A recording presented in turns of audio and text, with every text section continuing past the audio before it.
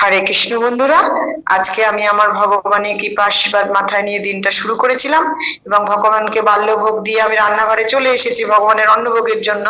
এবং সেখানে এসে আমি অন্নটা বসিয়ে দিয়েছি এবং চেষ্টা করছি নিত্য নতুন করে ভগবানকে দেওয়ার। কেননা একই জিনিস যেরকম আমাদের ভালো লাগে না, ভগবানেরও ভালো লাগবে না। ভগবান আমাদের পরিবারেরই একজন বলে আমি মনে করি। সেজন্য আমি ভগবানের ভোগটা তৈরি করার জন্য কাটাকাটি করে নিয়ে সবজিগুলো ধুয়ে নিয়ে বসিয়ে দিচ্ছি এবং এক এক করে আমি ভগবানের ভোগগুলো রেডি করে বসিয়ে দিয়েছি। অন্নটা বসিয়ে দেওয়ার পরে আমি অন্নটা হয়ে গেলে আমি একটা পাঁচমিশালি তরকারি বসিয়ে দিলাম।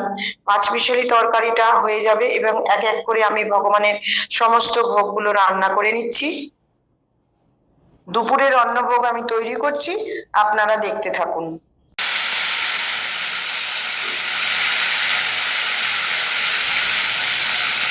ভোগের থালাটা আমি আগে সাজিয়ে নিচ্ছি। প্রথমে দিয়ে দিলাম অন্ন, কাঁচকলা ভাজা, কুমড়ো ভাজা, পাঁচমিশালি সবজি এবং পেঁপে আলু পনিরের রসা এবং কলা।